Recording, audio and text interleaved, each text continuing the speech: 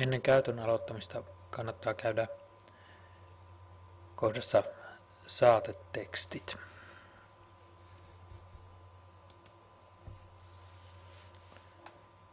Sivulla määritellään vakiofraasit muun muassa tilauksiin ja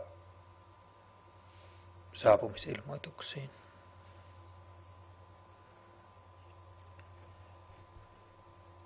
Tilauksen saate tulee ensimmäiseksi sähköposti- ja paperitilauksessa. Se voidaan määritellä myös ruotsinkieliseksi ja englanninkieliseksi. Aivan samoin voidaan tehdä uusintapyynnöille ja varauspyynnöille.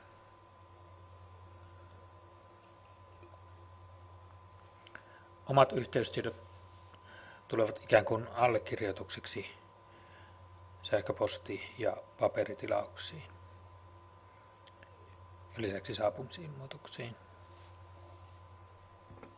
Ne voidaan myös määritellä ruotsiksi ja englanniksi.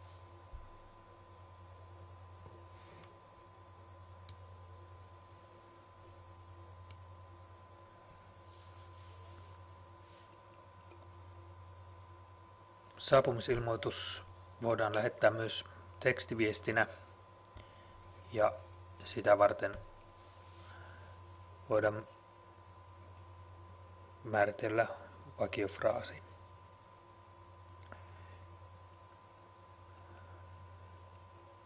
Jos huomataan teksteissä virheitä, ne voidaan korjata kirjoittamalla oikea teksti päälle. Esimerkiksi tästä.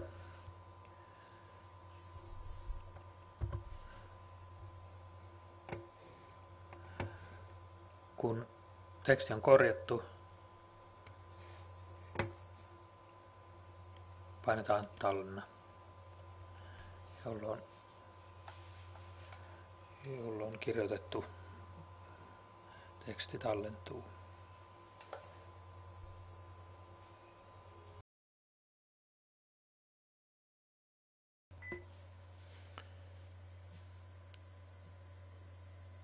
Teemme uuden tilauksen puhtaalta pöydältä, eli emme käytä pohjana vanhaa tilausta. Tyhjennetään näytön kentät painikkeella tyhjennä. Kirjoitetaan julkaisun nimi, se on ainoa pakollinen tieto.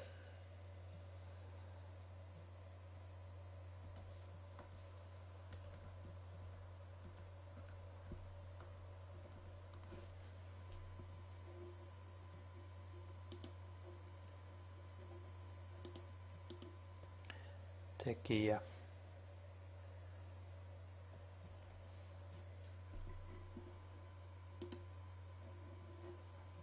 ISBN ei ole pakollinen.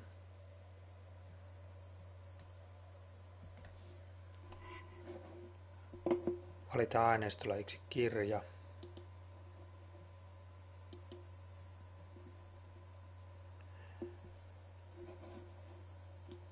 Määritellään hinta.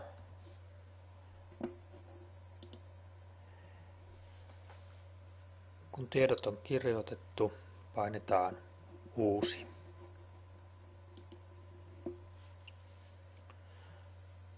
Nyt meillä on perustettu uusi tilaus. Seuraavaksi määritellään tilaaja. Kohdasta tilaajat.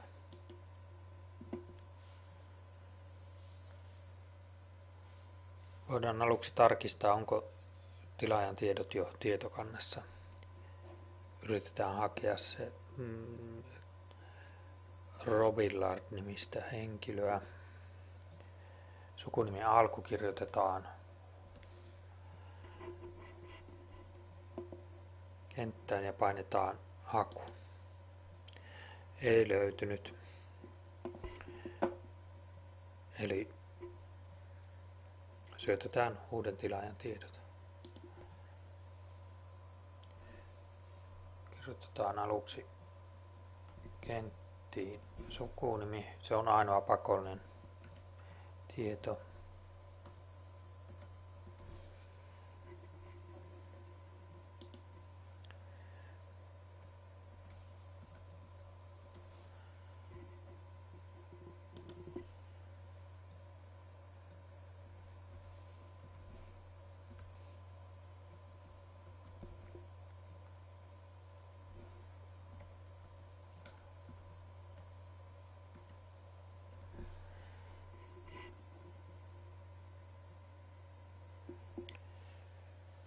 Kun tarvittavat tiedot on kirjoitettu, painetaan uusi.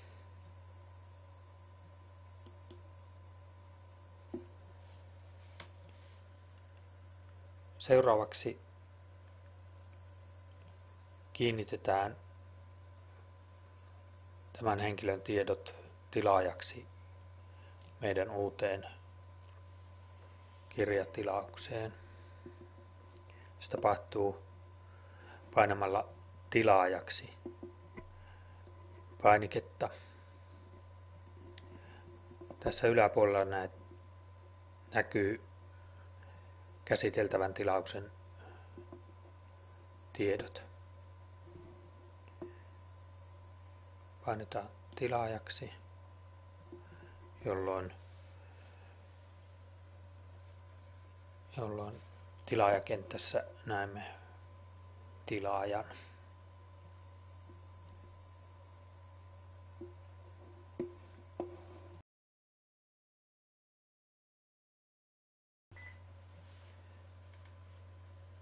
Voimme käyttää vanhaa tilausta uuden tilauksen pohjana. Valitaan vanha tilaus listalta, tai sitten voimme käyttää hakutoimintoa. Kirjoitetaan hakukriteeriksi osa julkaisun nimeä,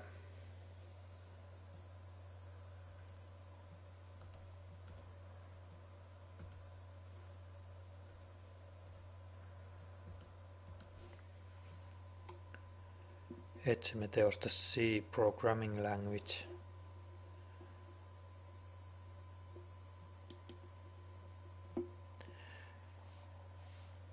Kun tilauksen tiedot on löydetty, painetaan painiketta uusi.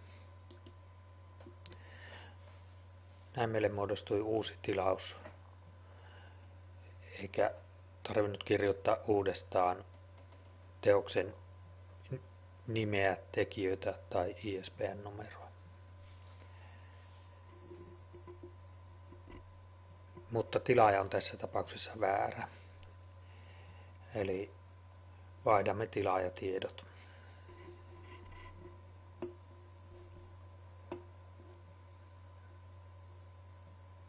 Se tapahtuu koodista tilaajat.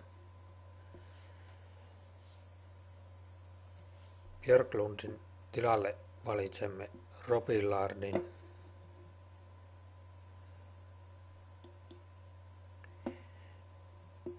Ja painamme painiketta tilaajaksi.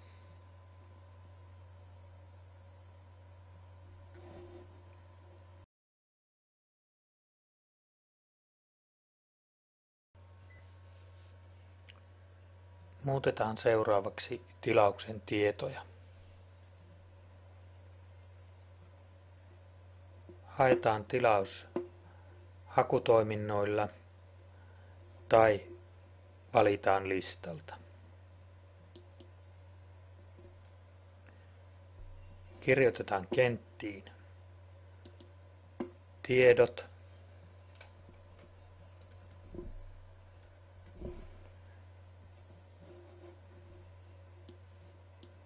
muutetaan hintakin, valitaan tyypiksi kotimainen laina eli KL, tyyppien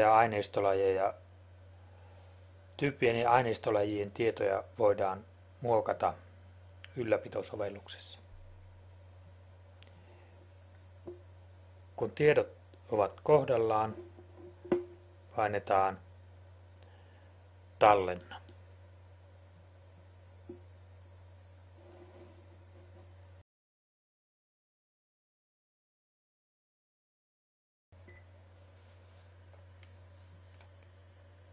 Lähetetään seuraavaksi tilaus kirjastoon. Valitaan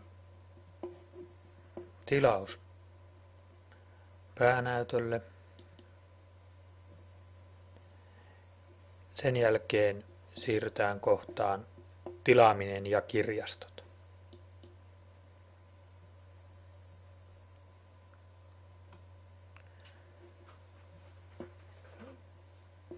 Sen jälkeen valitaan kirjasto listalta, tai niin kuin tässä tapauksessa kirjaston tiedot eivät ole tietokannassa, meidän täytyy siis lisätä kirjasto tietokantaan. Se tapahtuu niin, että kirjoitetaan kenttiin kirjaston tiedot. Lyhenne on pakollinen tieto ja nimi.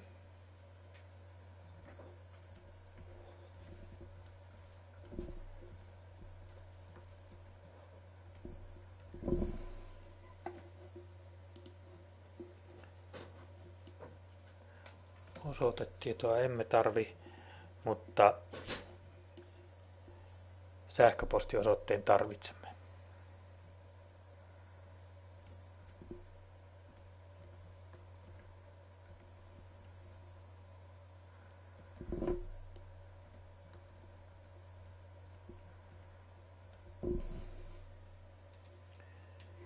Kun tiedot on kirjoitettu, painetaan uusi.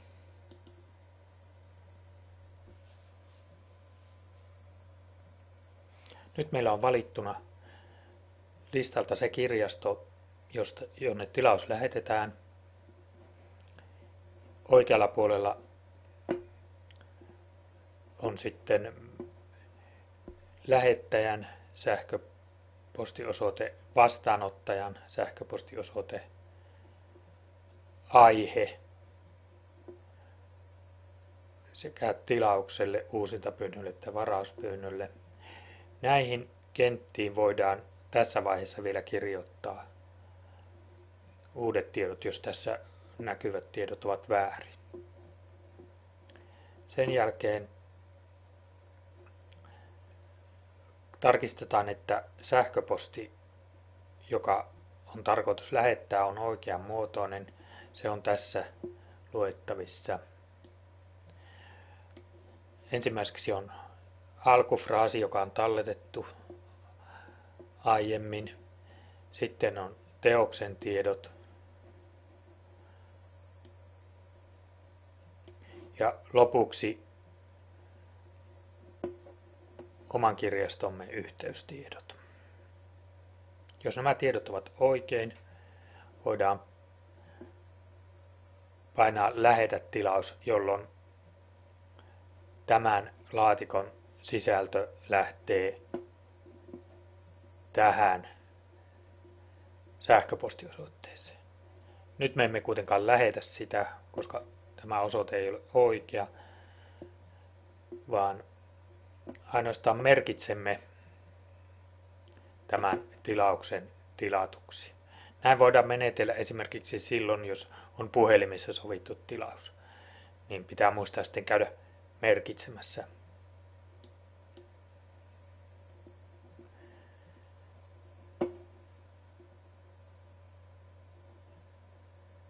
Nyt on tilaus tehty.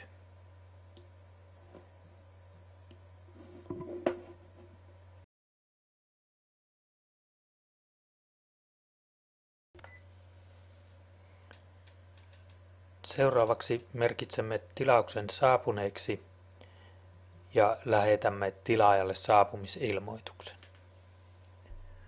Valitaan päänäytöstä aluksi tilaus ja siirrytään kohtaan seuranta. Tällä listalla ovat kaikki tilaamistapahtumat, jotka liittyvät kyseiseen tilaukseen. No nyt ei ole kuin yksi tilaus 17.11. tehty, joka on tämmöistä 1T-kirjastosta tilattu. Kun tilaus tulee,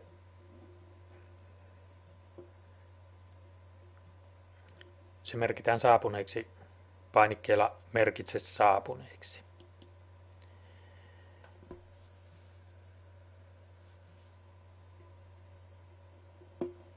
Saapunut päivämäärä on tämä päivä. Jos se on väärä, jos tilaus onkin tullut eilen jo, niin tähän voidaan muuttaa päivämäärä ja painaa tallenna.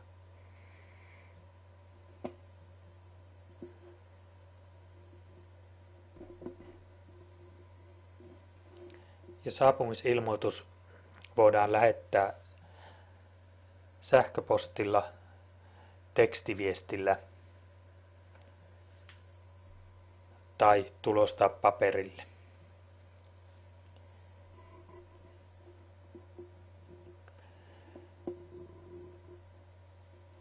Tekstiviestisaapumisilmoituksen sisältö on tässä laatikossa ja tilaajan puhelinnumero on tässä. Väliviivat tai tyhjät lyönnit eivät tässä kentässä haittaa. Ja tähän ylempään kenttään voi vielä kirjoittaa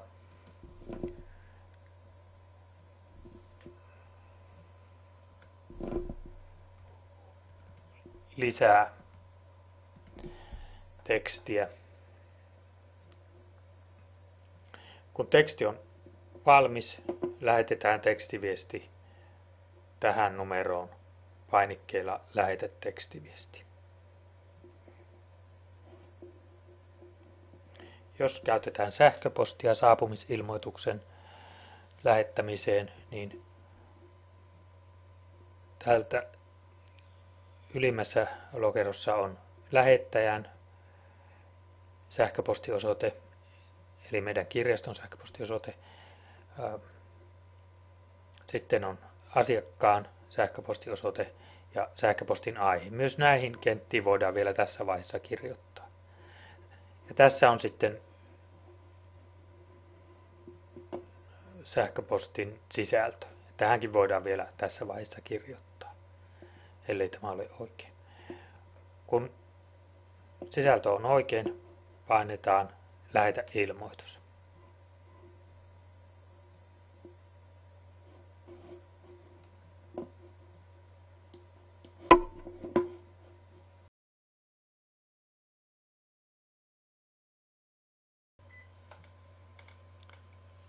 Merkitsemme tilauksen palautetuksi ja maksetuksi. Valitaan päänäytöstä tilaus.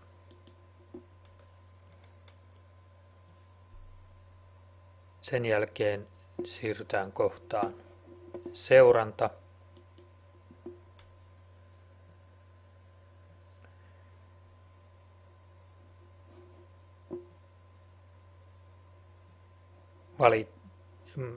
Merkitään tilaus palautetuksi painikkeella merkitse palautetuksi.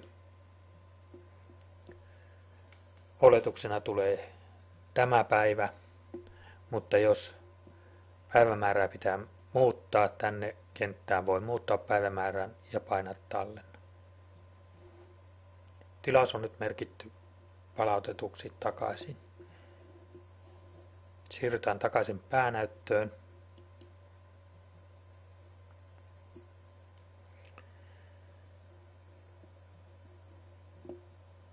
Merkitään tilaus maksetuksi, jolloin se on loppuun käsitelty. valitaan maksettu ja painetaan tallentaa.